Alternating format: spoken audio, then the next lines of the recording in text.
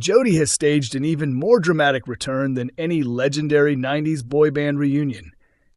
Her campaign for revenge against Shona seemed like it was finally over after her Fatal Attraction-style attempt to seduce David Platt ended in complete disaster.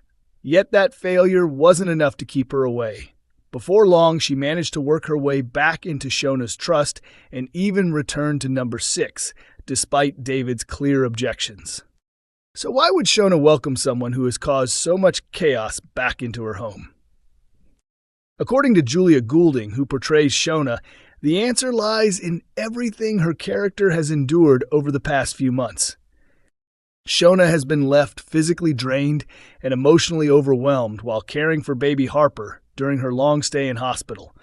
Throughout that difficult period, Jodie stepped in to help wherever she could, making herself appear reliable and indispensable. Because of that, Shona's guard slowly came down. Julia explained that Shona simply doesn't have the emotional strength to deal with Jodie's increasingly worrying behavior.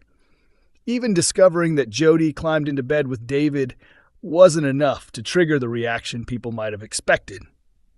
She believes nothing truly happened between them, but choosing to ignore the warning signs has become Shona's way of coping with an impossible situation. Turning a blind eye is the only way she feels she can survive such a stressful chapter of her life. It's hardly surprising considering everything the family has faced. Shona and David were pushed to their limits after learning that their unborn daughter Harper had developed a cancerous tumor on her neck. The surgery required to save the baby also put Shona's own life in danger. Even after Harper was born prematurely, the nightmare continued as she remained in hospital for weeks before finally being allowed home. Julia revealed that Shona is hanging on by a thread, making her the perfect target for Jodie's manipulation. Although she's thrilled to finally have Harper at home, she's also terrified because none of the usual milestones have happened in the normal way. Instead of feeling confident, she's constantly questioning whether she's doing everything right as a new mother. During this vulnerable period, Jodie has continued bringing one crisis after another into the Platt family's lives. She secretly stole a mysterious hard drive from her dangerous ex-boyfriend, prompting violent men to come searching for it at the Platt's home. Later, she attacked Sarah Platt from behind after believing she was a threat. Even then, Shona found reasons to defend her. Julia explained that Shona genuinely believed the attack on Sarah was simply a tragic case of mistaken identity. Knowing that dangerous men were hunting Jodie, she understood why her frightened half-sister had become overly suspicious and mistakenly thought Sarah was an intruder. While Shona was disappointed that Jodie lied about what happened, she could still understand the fear that motivated her actions. Shona also overlooked Jodie's strange habit of secretly collecting other people's belongings and hiding them inside a mysterious box filled with stolen keepsakes. Sarah's discovery of that box was the reason Jodie attacked her, fearing her secret obsession would be exposed to everyone on the street. Even after learning about the incident, Shona still struggled to see the seriousness of it.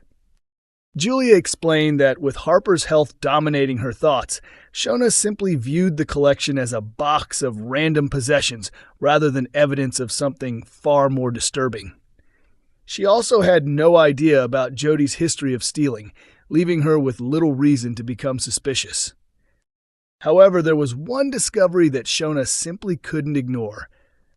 Everything changed when she learned that Jodie had hidden a gun inside the house. The weapon had originally been used by Carl Webster during the dramatic garage showdown before Jodie secretly took it and added it to her growing collection of stolen items. The situation became even more horrifying when Lily was the one who found the firearm. Julia said Shona was absolutely furious. With children living under the same roof, the idea of a gun being hidden inside the house was completely unforgivable. Jodie eventually managed to convince everyone it wasn't a real weapon by producing a fake version, helping to calm their fears, but the emotional damage had already been done. It was especially heartbreaking because Lily had become another victim of Jodie's manipulation. Many viewers have questioned why Jodie is so determined to destroy her sister's life. According to Julia, everything stems from years of abandonment and emotional pain.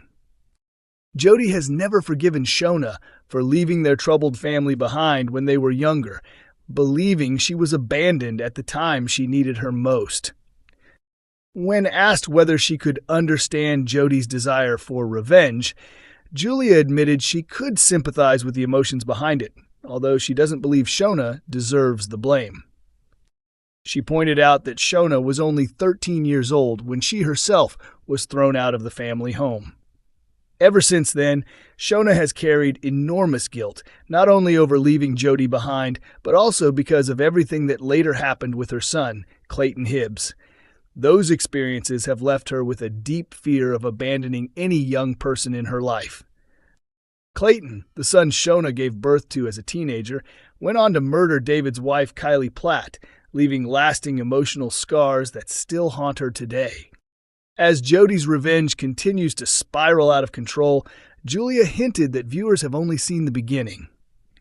She explained that Shona misses most of Jodie's disturbing behavior because her attention is constantly focused elsewhere.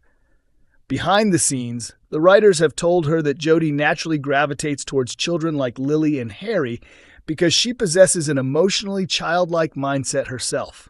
During filming, Shona is often facing away from the action, meaning she doesn't witness the manipulation taking place around her. Julia also revealed that fans frequently approach her to warn Shona about her dangerous sister. They often joke that Jodie can't be trusted, but she simply smiles and tells them to keep watching because the storyline becomes even darker in the episodes ahead.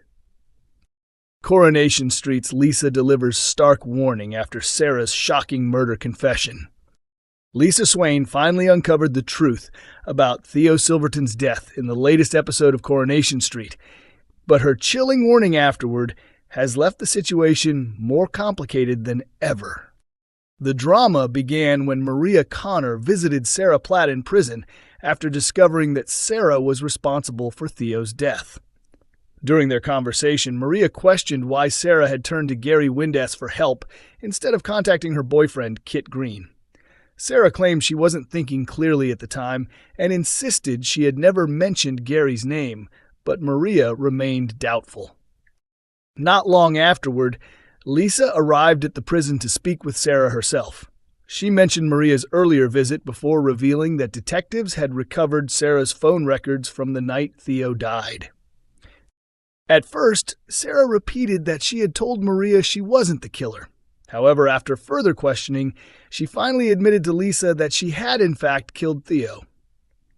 Sarah explained that after Theo's death, she was attacked inside number 8 and confessed that she could barely remember making the phone call to Gary because everything had become a blur.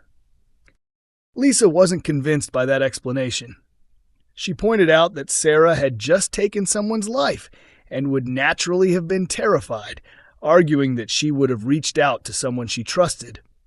Lisa also suggested that Gary's questionable past made him the kind of person who would know exactly how to help cover up a murder. Despite Lisa's suspicions, Sarah refused to implicate Gary. Instead, she claimed she had simply called him to ask about a racing video game for one of the children.